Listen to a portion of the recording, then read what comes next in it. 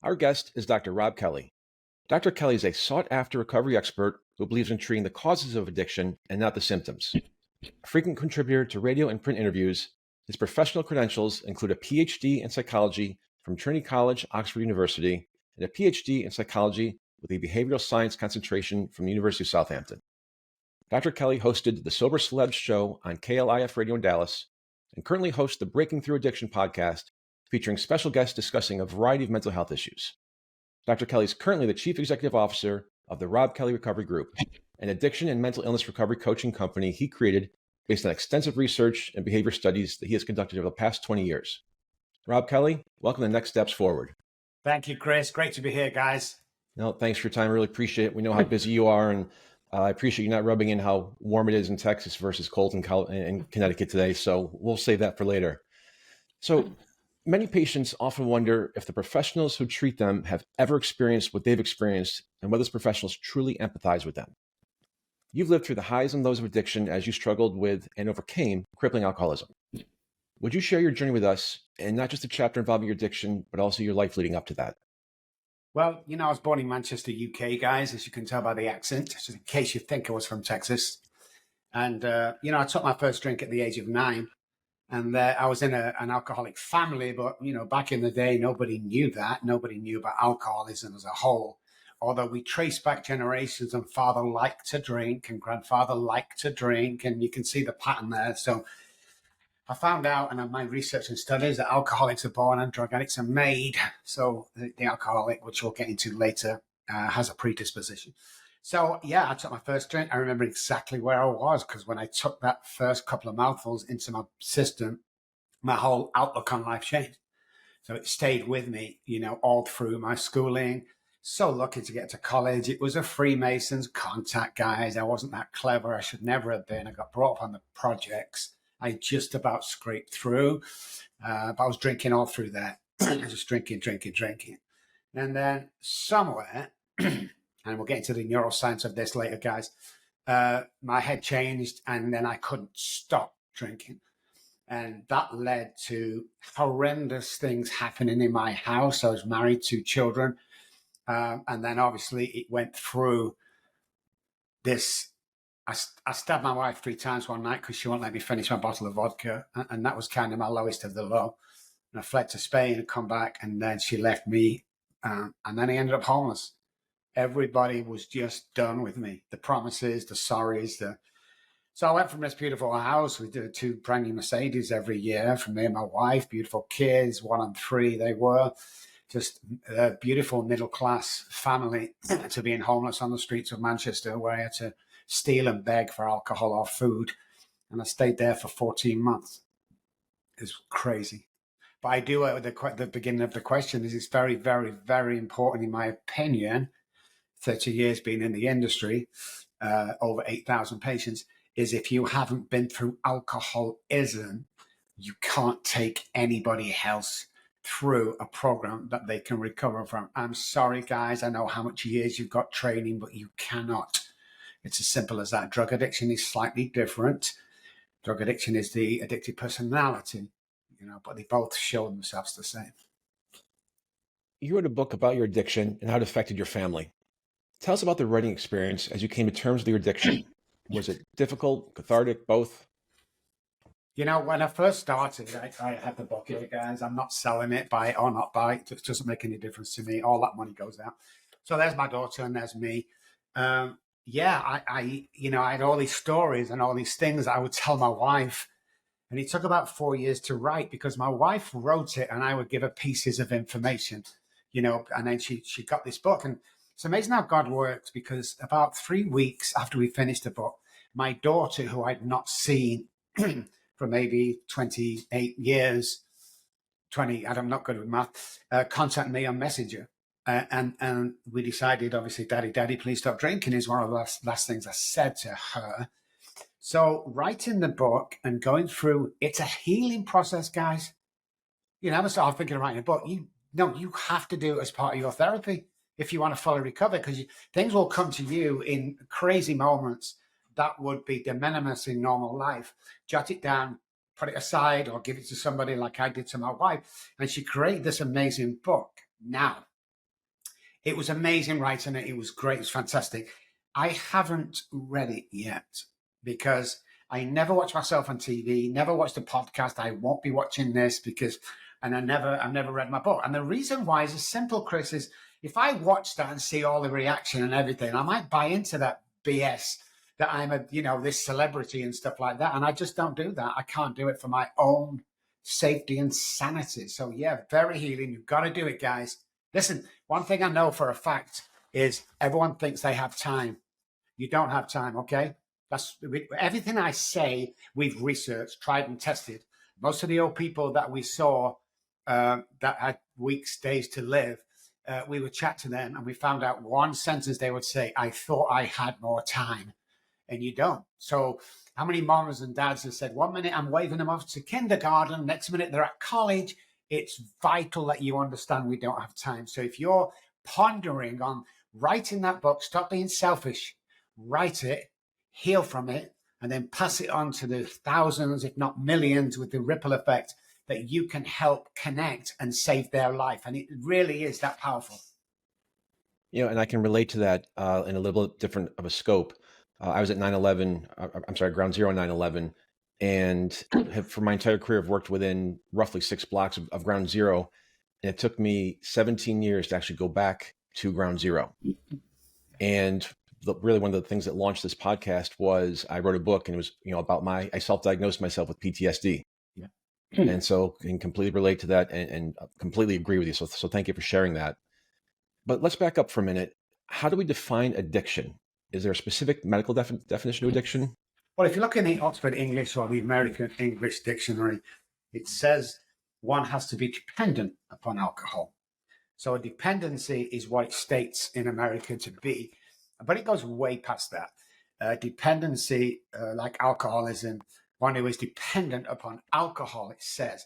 That's true to a certain degree, but it's not the whole story.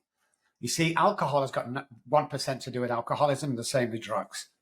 It's just, look at depression, for instance. The definition of depression is lack of serotonin, lack of dopamine. That's what the medical fraternity will tell you. So you go to the doctor and you say, hey, I feel depressed. It gives you an SSRI. You go home, it builds your serotonin back up. But why isn't anybody asking the question why my serotonin is low in the first place? Why is nobody asking the question that why I can't stop drinking? That was the big question for me, because I was a pretty streetwise guy. I studied a little. I'm not the smartest guy in the room by far, but I knew there was something different, that when people said, just stop drinking, people in my group did that and was fine. And then I found out there's a huge difference between a heavy drinker and the alcoholic. So I threw myself into 25 years of study pertaining to neuroscience, the brain, what alcoholism and addiction is, and found out that, it goes way beyond. So most people ask me what the gateway drug is. I'll tell you guys, it's childhood trauma. I've never had yeah, you have. The people that say that usually blocks it out and have the worst trauma. But you have to define trauma and then define how it affects you today. So let's go back real quick to childhood. A girl in an alcoholic house where dad comes home, beats mom every night, drunk. She will learn a couple of things. First of all, she'll listen for the key going in the door. Is it juggling around? In that case, dad's drunk. Go and hide. But when she leaves the house, she will attract the guy who beats her and ends up being an alcoholic, because it's learned behavior. And if she attracts a nice guy that treats her well, she will self-sabotage that relationship because it doesn't feel comfortable. It's that simple. I hate to say it, but, I'm an alcoholic and drug addict, but it really is that simple. But many people, there's a lot of work to go back and do the trauma, but you have to understand it's not about the alcohol. When I say alcohol, guys, I mean both. It's not about the alcohol. It really isn't. And to prove this, I'm outside a liquor store in England when I'm homeless. It's 5:30 in the morning. They can't serve alcohol until 10. This Pakistani gentleman, he knows I'm an alcoholic. He knows I'm living on the streets, and he always lets me in at 5:30. I've got a string vest on, a pair of shorts, a pair of flip-flops. It's snowing, and I am absolutely sweating profusely. I'm shaking. I can't really talk proper because the DTs are now settling in, which basically means, guys, if I don't get a drink or hospitalization in the next 30 minutes, I'm dead. That's what it means, you know? So I stumbled into this shop shaking as I put my £10 on the counter. And this was the deal breaker for me. This is where it all started. He put the bottle of vodka on the counter. I gave him my £10. And this is what happened on this morning. Not even open the bottle. I looked at the shopkeeper, looked back at the bottle, and I thought, holy crap, it's not about the alcohol. And that's what started my journey. It's not about the alcohol. From a physiological perspective, what causes some people to become addicted and other people not to? It's the addictive personality. You know, two things. It's the addictive personality to start with, because we've become addicted to things. It's a predisposition with alcoholism. But if you've got kids today that are constantly on video games and you don't monitor that, I'll show you a future addict. You know, the brain becomes addicted to anything that we're doing. When you add in Adderall to 10, 11-year-olds, it's over. The life is over. I'm sorry to say that, but it is. Stop giving kids amphetamine salts. So we grab hold of that addiction. Now, most drug addicts who's recovered are geniuses. They create empires, they create businesses, they go on to have an amazing life. We're the only guys in the addiction world that have two lives in one lifetime. So we get the first one, mess up, nearly die. On my occasion, I died and they brought me back. And you get this beautiful second life. So most of it is the addicted personality. We get addicted to things real easy. And if you don't know what that is, here's the definition, guys. I can't have one of anything. We go into sandwich store. I go, Jimmy, what do you want? Sandwich? Yeah, get me sandwich. What else do you want? Oh, nothing. What are you getting, Rob? Give me 2 sandwiches, 3 bags of chips, one of them drinks, and one of them sweets over there. I can't have one of anything, guys. So I'm one of those guys that if I pick up a drink, let's say after this show, 1 o'clock, I pick up a drink, Christmas has to be cancelled for me because I can't stop. And there's a neuroscience brain, which we'll get into. 3 parts of the brain differ from any other addiction with the alcoholism that makes me drink. Are there specific stages in life when we're more susceptible to addiction? You know, that's a great question. So again, going back to the alcoholics are born, that can take up to 50 years to come to fruition, where the hypothalamus changes around and tells the alcoholic not to eat food and drink water. This is why I go days or weeks without eating or drinking, but to take alcohol in only. Obviously, the video games don't help with the addicted personality that can become addicted. But listen, guys, most of the people that come to me with a staunch heroin addiction started in the doctor's office. So if you're going to the doctor for painkillers and you don't have the addictive personality, you're not an all or nothing guy, then you're going to take that medication as prescribed. If you have the addictive personality that you can't stop something once you've started, you're going to become a drug addict. And you're going to keep taking it till the doctor stops you and you go to the streets, and then you find, if you're lucky, somebody like me. So the ages vary. A lot of people will tell you between the age of 5 and then their brain's still growing. It's got nothing to do with that, guys. It really hasn't. You've mentioned the addictive personality a few times. Are there other personality types that are more susceptible to addiction? I think the addictive personality is the one. You know, if you grew up like the kids now on video games, something every single day. It's why children, when they grow up, have strict parents about schooling. These are going to do pretty good. The kids that get hit by parents go on to bully. Bullies always bully, and so on and so forth. So I don't think there's a definite answer to that. I've not done enough research around that, but yeah. I know there are different types of addiction, but at its core, is every addiction the same, or does each possess its own unique features and require its own specific treatment process? Oh, great question, Chris.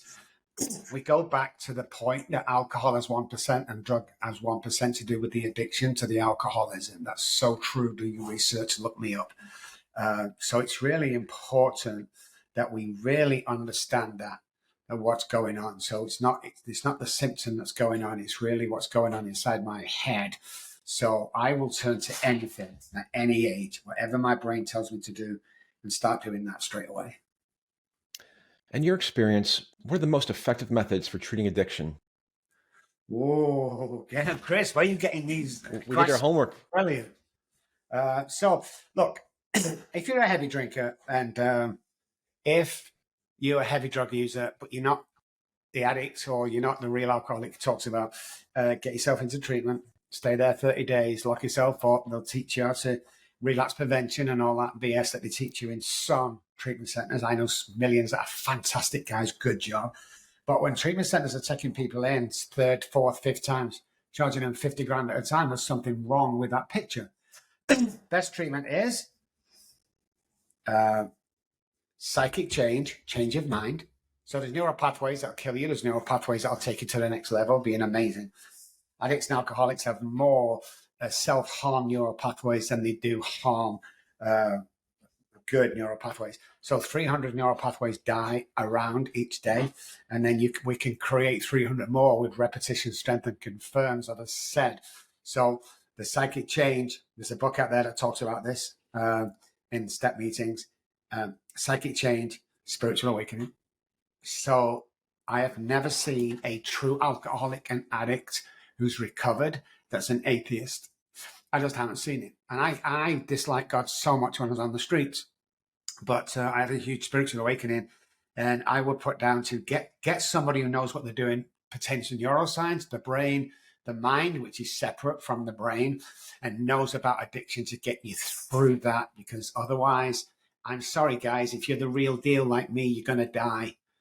You're going to end up in prison for life, or you're going to die. There's no, or going to get help, but there's no other way out of this, guys. If there's anybody that could have beaten this, it would have been me. Believe me. I was the toughest, most scary guy in the world, a bodybuilder who could fight. We talk about 500 fights on that movie. I've had over 500 fights. I was dangerous. I was horrible, and I couldn't beat it. And on the other side of the coin, are there common methods that tend to not be very effective? Common methods, again, if you're a real alcoholic, forget anti-abuse. It does not work. It's a chemical reaction, okay, and a predisposition. So it does not work. I often see people going to treatment for 30 days, they come out and they relapse on their way home. So some treatment centers don't work. Taking advice off the doctor for alcoholism and addiction is a waste of time. They don't know anything about the disease, guys. Always get a second opinion from someone who's been an alcoholic or addict. Otherwise, you're wasting your time. And talk to somebody, not an idiot, talk to somebody who's good, because anybody else will tell you, like 90% of people that go to them 12-step meetings are not the real alcoholic. But I'll give you advice on it. So just be real careful, study. You need to have a full knowledge of your condition. That's from the big button. But it's so true. You need to know what you're suffering from. Alcoholism is the only self-diagnosed illness in the world. So it's not, 10 DUIs do not make an alcoholic, 10 DWIs, warning from the doctor, 10 warnings from the, something happens chemically pertaining to neuroscience in my brain and my mind that takes it to the next level that I cannot stop. So really be careful what people tell you. Double check. If you're stuck somewhere, call our office. We'll spend 20 minutes, 20 hours on the phone with you. We're not going to sell you anything. I don't need any more patients for the next 20 years. Thank you. But call us for advice. We'll give you plenty of advice free of charge.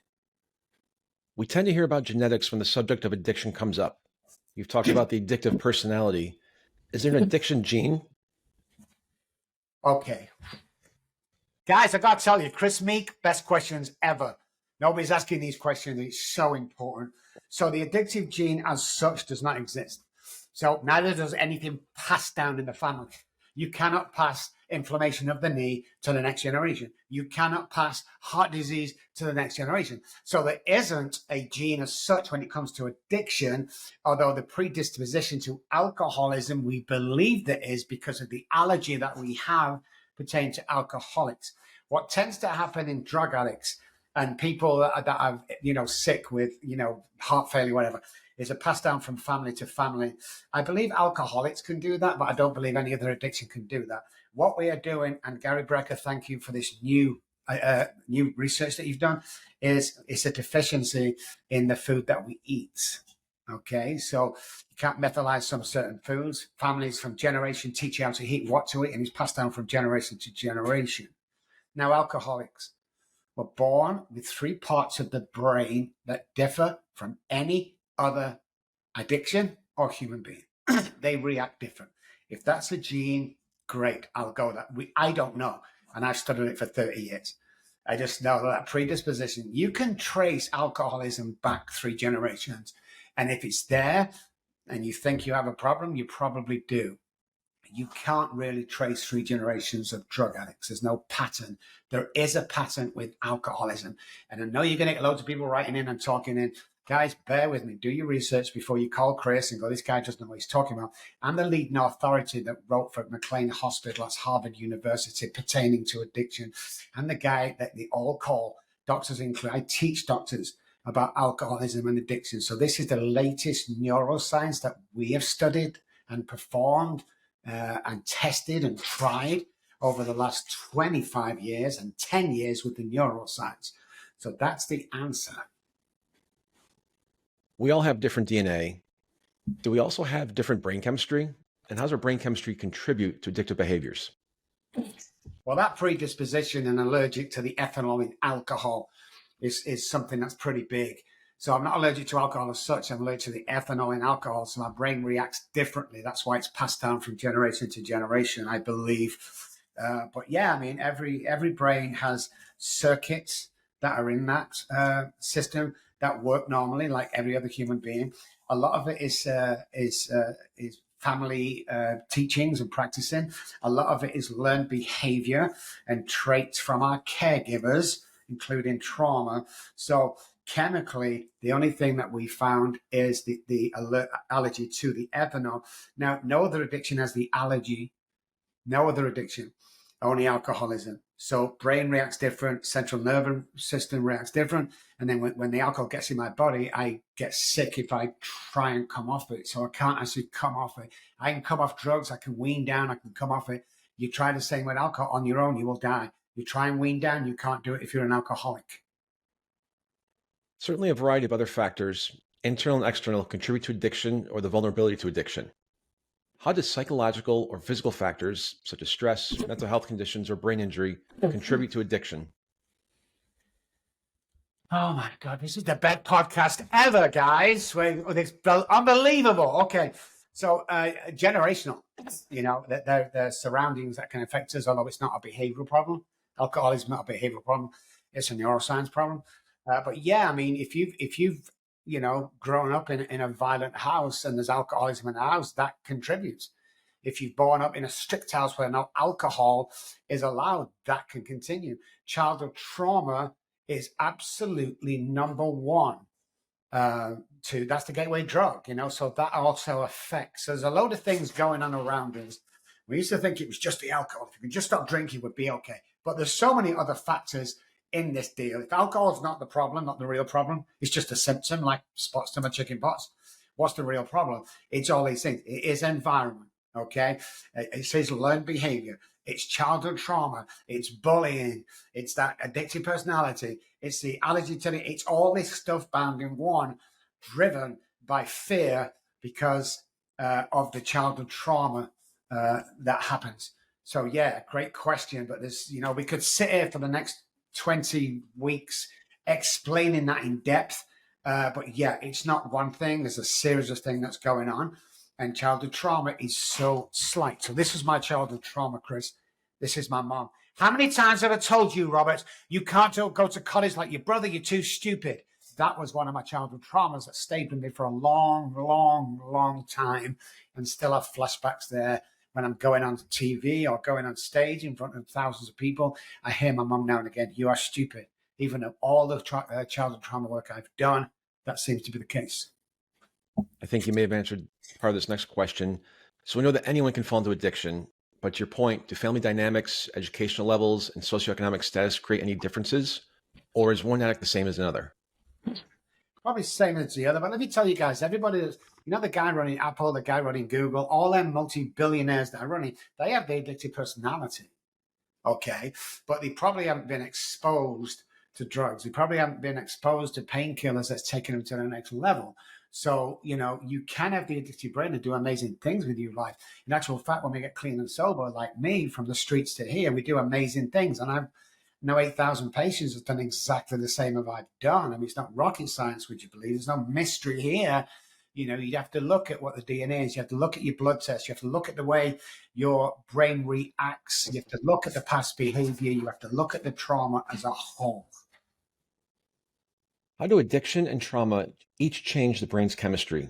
Are those changes similar And does the combination of addiction and trauma have a more profound effect on the brain? The addiction does actually. Addiction and PTSD probably are very similar. Let me tell you why. Anything that disrupts the brain from normal brain patterns, anything that changes the circuitry, you see something in war, or we see a housewife of a man who's a chronic alcoholic. We tested that housewife with a violent house, and we tested soldiers coming back from Afghanistan. Thank you for your service. And we found that the trauma and the way the brain reacts was exactly the same. Nobody knew when they were going to die. Everyone's walking around on eggshells, so on and so forth. So brain chemistry can change. In alcoholics, they're already changed. And then, of course, the three solid parts of the brain that add to that, which we'll get into later. How do you create a safe and trusting therapeutic environment and safe and trusting therapeutic relationships with people who have trauma histories? You have to share your own trauma. You have to share. That's the first thing I do is, hey, and I think this is why God's taken us for everything. You never lost your kids, check. You've never been homeless, check. You've never been beaten on the street, check. All these things that I've done is checking off. So when you sit down in an environment that they trust you straight away because you've been there, and you sit down and you go through a series of safe modes that we get them in, and over a period of time, it's the mirroring part of the brain. If you've been through this and they've come to you, help, the mirroring part of the brain connects. It's one of the biggest salesman trick. Your guy you want to sell to cross his legs, you cross your leg. He orders fish, you order fish. It's the same thing when we're trying to get well. It's the same thing. It mirrors completely every single day. Rob, a number of states have decriminalized marijuana possession or legalized recreational marijuana use, and proponents are pushing to do so in more states or pass a national law legalizing recreational use. What's your reaction to that? Are you concerned we're creating new addicts or have created new addicts? I was there the first time in Colorado. I did a national TV show and radio show on that. Here's my opinion, guys, and it's only from my research. I can't speak for everyone or please anybody. We've not seen any marijuana guys smashing shops up or hitting the wife or anything like that. And we can't see any long-term apart from the smoke, obviously, that you're taking in with it. Obviously, that's damaging. I don't mind the whole of America being legal. Just inform everybody, inform the general public what it can do to you over the long term. It's where smoking was in the 60s. Tell people what the long-term effect is. But I have not, it's definitely not the gateway drug, guys. I have never seen a person that specifically started marijuana that turned out to be a chronic heroin addict or something like that. I've not seen it. Now, now be careful here. I have seen people take marijuana and then end up that way. But the people that don't have the addictive personality, because we've got to go back to that again, guys, with anything. When we're all or nothing, guys. But normal people on the street who use marijuana, including my mom when she was dying of cancer, I can see no adverse effects whatsoever. So I kind of back it for the right people. When it comes to addiction, stay away from it. Stay away from it, guys, because we're all or nothing, guys. We really are all or nothing, guys. General public, go for it. Addictive personality, be very, very careful. Complete chronic alcoholic or addict, stay away, guys, because we have to have something in our brain that changes the way we feel. When we do that, all bets are off. So you're saying marijuana is not a gateway drug. Are there substances that are more likely to lead to addiction, or is it really just back to that addictive personality? Yeah, it's the personality, really. I mean, how many people have taken speed, cocaine when they're going through college, smoke marijuana, go on, never touch it again? They're the guys that can do this, no problems at all.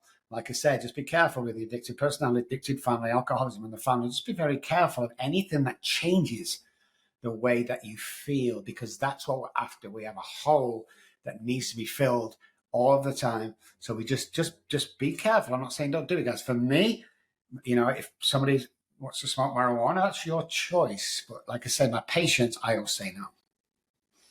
I've talked to law enforcement people who say up to 80% of men in jail in their jurisdiction, and sometimes up to 100% of women who have been charged, also have a substance abuse problem. In your experience, how does substance abuse impact the legal system? We are not prepared for the substance abuse that's hit, especially when we talk about, the latest out there. But listen, guys, we need a better system. Why?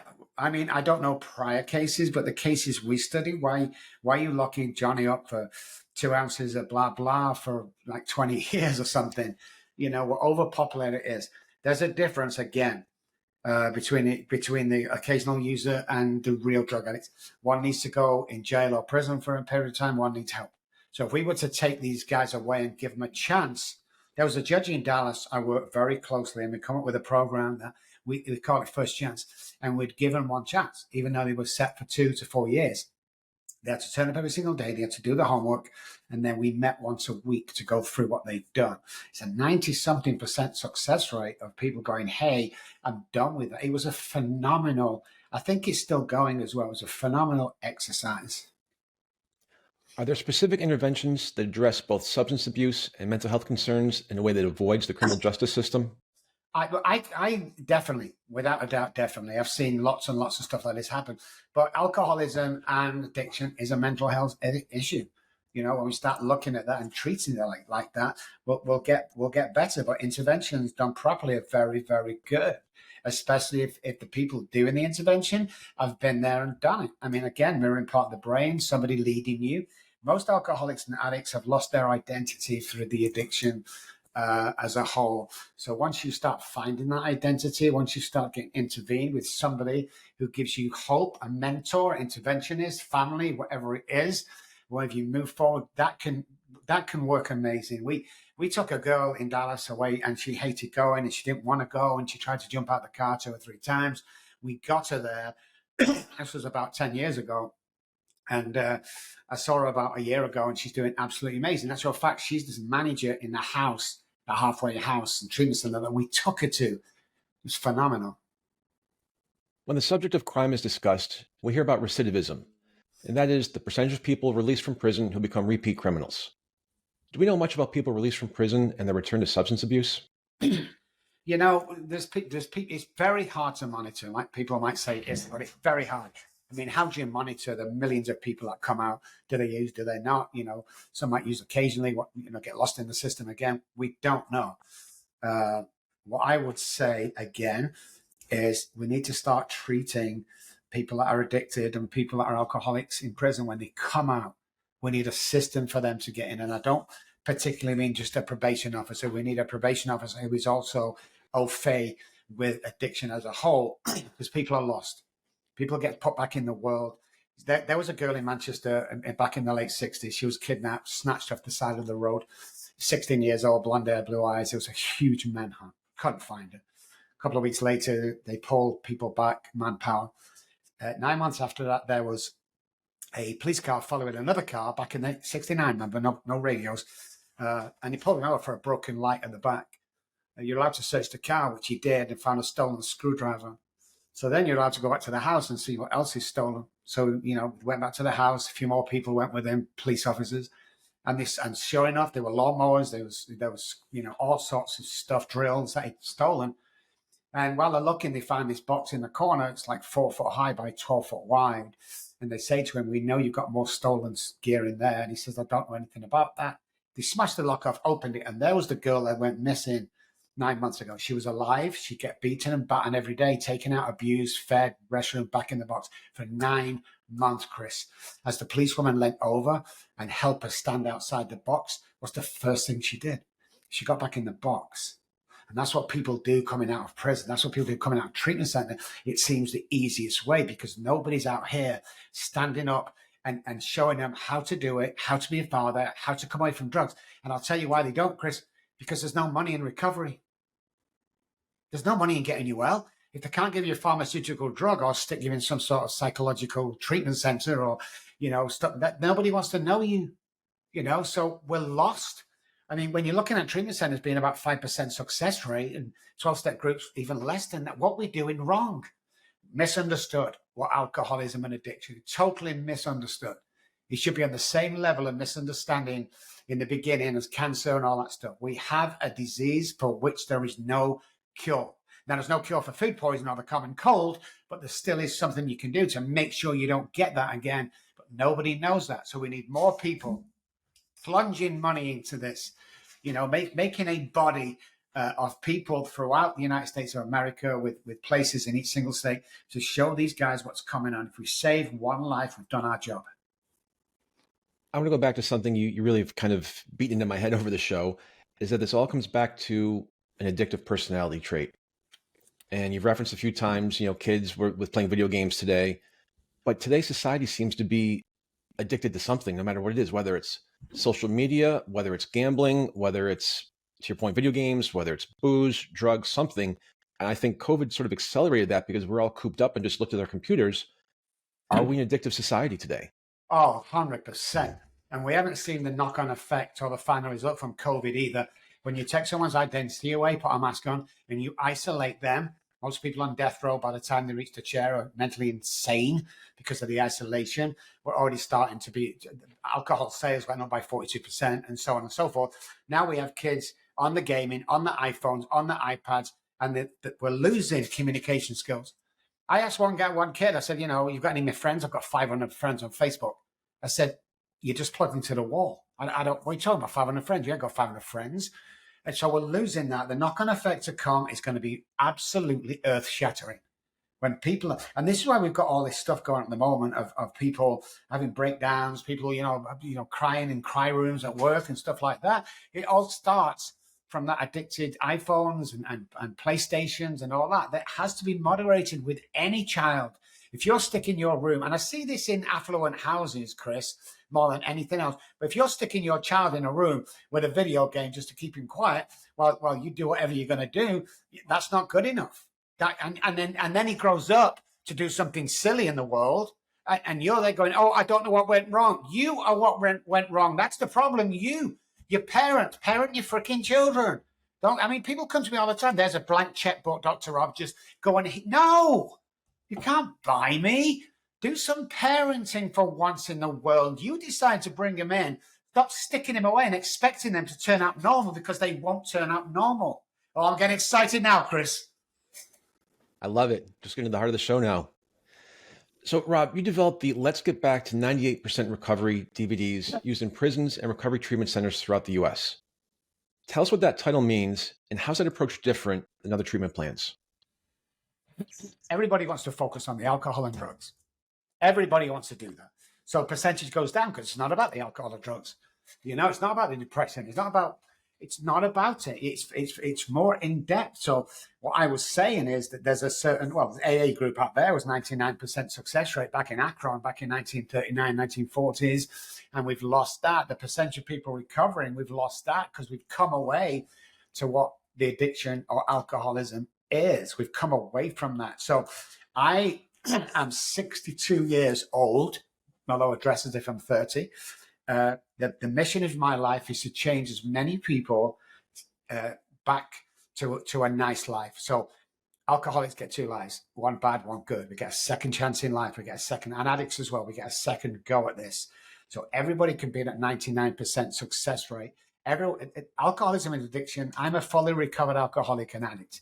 Recovered means to gain one's health. I'm no longer sick and state of mind. I'm not insane today. The more people we get like that, the more people that see how amazing they are and what the world can do. And the more that person who's recovered can give back to the community. Because you can give an alcoholic $1 million, or he could help 100 people. He's going to choose the 100 people every time once he gets into that work because it's so fulfilling. And I'm direct, I'm aggressive when it comes to this disease, and I'm not going to take no for an answer. So the reason why I told him at 62 is I'm going to still be at 82 preaching this stuff because I really think people need to know it because they don't want to know. Oh yeah, it's like the drug addiction in the projects. Nobody cared. Then when it got to the middle class, it was like, oh, we seem to have a problem here. Guys, we really need to set up as a society in America. And I'm an American now. I take that very seriously to stand up to this. Otherwise, the future looks bleak. And it's your kids we're talking about. Don't come to me when your kid does something crazy, when you've isolated him and neglected him. No one's been validated. No one's been approved. You need that in the early days. A game won't do that for it. An iPhone won't do that for you. What about the attaboys? What about the cuddling? We look at oxytocin as a whole. 4 chemicals in the brain you need every day to be happy. Endorphins, dopamine, serotonin, and oxytocin. If nobody's getting them 4 chemicals, you're not going to be happy in normal childhood and normal adult life. If you take the cuddling away, for instance, and the loving and the kind words and the validation, your kid will grow up better than sticking him in a room with War of the Worlds or whatever it is they play these days. Are you a fan of community-based initiatives such as halfway houses or outpatient treatment programs for people who had addictions and have been released from prison? Well, it's, again, two swords there. It's just great questions. I am for the guys that run it properly. I know a bunch of guys running it properly where you come out, there's a program, there's a set program that you have to do. Now, there's plenty of houses out there that end up for the wrong reason. So you come in and out and in and out, and they love it. They're getting more money every time you relapse, and it makes good business sense to them. So they're left in a room. Some call wet houses, you're allowed to drink in the room. It's crazy. It's like, if you get a good house, like a couple of my friends have got, they take prisoners just coming out, they stick them right into a regimented program. The success rate from those guys have not been measured, but it's pretty high, Chris. So I would say in general, yes, unless them guys are in it for the wrong reasons. That's money making, therefore they've got no skin in the game. But if you're a fully recovered alcoholic or addict and you want to give back, it's a great place to start. In your opinion, you mentioned regimented programs. Would you prefer that versus a tailored treatment plan? I do. The basal ganglia are repetition, strength, and confirm. So there's three parts of the brain that differ in the alcoholic: the basal ganglia, the amygdala, and the hypothalamus. So the basal ganglia are repetition, strength, and confirms part of the brain. So the more we do something, the more it becomes an immediate reaction. It's like a pilot needs 10,000 hours in the air. You go over and over and over and then run drills, and sooner or later you can fly the plane without even thinking about it. It's the same with our behavior. Once we get into that good cycle, then we're good. But what happens with addiction and alcoholism is, if you imagine a clock phase, 10 after we get the car back, 20 after we get the wife back, then the kids, and about 10 to the hour, we self-sabotage, because that part of the brain is at default when it comes to the addiction and it comes to the alcoholism. Then you've got the amygdala. That's our trauma. It's like a smoke alarm for the brain. And then you've got the hypothalamus that at a certain point tells the alcoholic to drink alcohol, not food and water. We still don't know why, but it does. So yeah, definitely. Now let's get into the science of this. You're a certified neurolinguistic programming practitioner and also a certified brain spotting practitioner. Yes. Let's dive into both of those disciplines. What is a neurolinguistic? Sorry, go ahead. Yeah, and NLP has been around for years, guys. It's changing thought patterns using devious ways. And I say devious with a smile on my face. We've got to use it, subliminal messages and stuff, which we can change thought patterns and rewire circuits of the brain. My daughter, Charlie Kelly, is our lead NLP practitioner in Manchester, England. She's absolutely phenomenal. So look it up. It's great. Brain science is new. Brain spotting is new. Brain spotting's been around about 2 years. I'm one of the guys that first got accredited when it first came out. Now, what that is in layman's terms, it's a bit like EMDR, but you're more focused. It's a way of getting through. See, the eyes are part of the brain. People think you got the eyes optic on their brain. No, the brain was pushed the eyes out to the front of the skull where the eye sockets were. So it's part of the brain. So you can go from the pupil straight into the subconscious brain. So you're pulling stuff out from trauma that the person doesn't even know exists. See, everything's kept in this subconscious brain. The way for it to going forward and be successful is to come out of the conscious brain. But every alcohol addict comes back from the place where everything bad is stored. So the prefrontal cortex has one job, or one main job, and that's to come up with a solution as fast as possible to your problem. The only problem with that is it doesn't have to be the correct solution. So it will draw from the subconscious self-sabotaging behavior part of the brain, which is a piece of rubbish, God, you wasted time, blah, blah, blah. And we act and relapse on that. The idea is the conscious brain, which is the 24 hours at a time. It's not an AA thing. It goes way before that, where certain parts of the brain reset every 24 hours. So the idea is come from here and not here is the main thing. Once you start coming from here, change neural pathways, have that psychic change we talk about, your DNA will change. That's our research. Go Google it. DNA changes. That means you're not the same person as you come in, and when you go out from us, it's changed. You're a different person, And the way we treat our mind in the morning with the morning work can set up your day. You can do anything you want to do, guys. Don't ever tell me you can't. I mean, look at, people used to say to me years ago, well, I can't be president of the United States. Forget your political views for a second. We had a businessman running the country who knew nothing about politics. Don't ever tell me you can't do anything that you want to do, because you can. Stop putting the brakes on your imagination. And how many times have I heard you can't do that?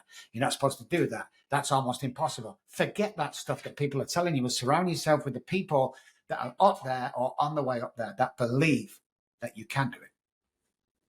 Stigma plays a huge part in people refusing to get treatment for mental health issues, including addiction. How can society work to reduce the stigma associated with substance abuse treatment? Keep talking about it, guys. Unfortunately, the guys we work with are very high profile, A-listers, movies, actors, stuff like that. They won't come out because of the position they're in. But everybody else, I try and get them out. Keep talking about it. It's not a default. It's not a behavioral problem. You are not bad if you have addiction or alcoholism or any behavior trait or childhood trauma. You are not a bad person. You have got to seek help, get it out there. And me, everyone knows of my past. I put it out there. Everyone knows what I've been through. We need more people like me. If you want to keep your anonymity, I perfectly, support that. But the more we talk about it, the better we're going to get with normal conversations with it. What's your cat's name? We have 3 English bulldogs and 1 cat. This is Ginger. So I'm laughing because I've got a 30-pound Shih Tzu named Zeke that my listeners often can find out when the UPS truck shows up out front. So I just want to welcome Ginger to the show. So, Dr. Kelly, where can they find your podcast, your book, and your DVDs? Well, if you're just listening, guys, I don't know whether you're watching or not, but I spell my name with 2 B's. That's ROBBKELLY.com. Stick Dr. Robb Kelly, 2 B's, into any search engine. It'll come up. Like us, blah, blah, blah. Do anything you want. And guys, a couple of things just for this show. If you want a book signed personally, then send me a message. You'll get hold of me. Just send me a message, search me, you'll be good. I'll send you one free of charge. I'll sign it. We'll pay for the posting. If you buy one off Amazon, you don't like it, give it to somebody else. I'll send you money back because everything in there is given back. Also, the RobbKellyFoundation.org is helping other alcoholics and addicts parent to buy suits and stuff like that for court and anything like that. Me and my wife also give $150,000 back to the community and the world every single year out of our own pocket. So help support us, guys. Just follow us, call us for any questions. No one's going to sell you anything. And we're the leading authority when it comes to this because we know more than anybody else. And that's not an ego statement. That's a really aggressive statement through years of terrible torture to me and my family and years of watching people go through this. So, come and follow us, guys. We'd love to have you. Thank you for that. And again, that's RobbKellyFoundation.org. And that's Rob with 2 B's. Correct. Rob with 2 B's. We have just a few minutes left. And I always like to have our guests take us to the close with something that gives them hope or offer advice to our audience to help them become less stressed, more content, and more empowered. What gives you hope, or what can people in our audience do to become more empowered? All right, guys, get up. 3 things I want to tell you. Get up tomorrow morning. First thing you do is hold onto the bed, do your breath work. Do 10 exaggerated breaths in. We only breathe 42% of our lung capacity. Oxygen, the presence of oxygen is the absence of disease. Go look that up. The presence of oxygen. So that's the first thing to do. Get the body. No one's ever woke up laughing, Chris. Why? Lack of oxygen. So get the oxygen around to every cell in your body. Walk to the bathroom. Look yourself in the mirror and say, I love you 10 times from 6 feet away. Because when we're near, we see our blemishes. So step away 6 feet. I love you 10 times watching yourself. Let's feed that subconscious brain. Next thing I want you to do, guys, if you're a right-handed person, is brush your teeth with the left hand 1 week, right hand 1 week. Do that for the month where they change them neural pathways up. I am categorically telling you that if you do this, if you find somewhere, if you want to take a step forward, don't let anybody tell you you can't. Once we make our mind up, that's where the saying comes from, mind over matter. The mind differs from the brain. You can make your mind up first thing in the morning of what kind of day you're going to have. Be aggressive with that mind because you can set the tone for the day. If you get up in the morning and go, something, I stubbed my toe, it's going to be a bad day. It's probably going to be a bad day, guys. I get people all the time coming to me. Oh, I've had a bad day, Dr. Robb. I'm like, did you really have a bad day or did you just have 10 minutes that you strung on all through the day? Chris, it's usually the 10 minutes. So stop letting outside influences run your day. Get right with yourself, right with your higher power. Get your morning work done. March out of that bedroom to kill whatever you're going to do. March forward. Stick your head up. Even if you're suffering from alcoholism addiction, you start getting help. Stick your head up because you know why? Nobody's listening to this show by mistake. Everybody's listening because they're a leader and there's a message in this for you. And yeah, I'm speaking to you at home with nothing. If you're sat in the corner, guys, and you think you're not amount to anything, if you think that you'll never do anything and you're a terrible person, 2 things I want to say. First of all, I apologize because somebody's put that there. And secondly, guys, the biggest one I'm going to leave you with is, listen to this, 214-600-0210 is my personal cell phone number, not my secretary's. If you're in that place we talked about, not if you just want to chat, I love you guys, but I got no time for that. But if you're in that place I talked about, you text me and tell me. I'll give you a 15-minute conversation that will change your life. Okay, I'm guaranteeing that. I'm promising that. Anybody can change. There's no exceptions unless you have brain damage. Anybody can change. Compliment 3 people tomorrow when you go out, guys, and watch your life take off. Be the number one person in your life that walks out tomorrow morning and makes something happen. There's no heroes sat in that comfort zone, guys. You can change, and you can change from when you see this program and the morning after, when you start your morning work and go out there. Watch your life change. Find me, message me, and tell me how good your life has changed in 24 hours, because it's possible. Ladies and gentlemen, that might be the best close ever. Mic drop by Dr. Robb Kelly. That's robbkelly.com with Robb with 2 B's and robbkellyfoundation.org. We're out of time. Dr. Robb Kelly, thank you so much for your time and what you've done today. Really appreciate it, sir. Thanks, Chris, and thanks, guys. Good to see you. Thank you. And we'll see you all next week, same time. Until then, stay safe and keep taking your next steps forward.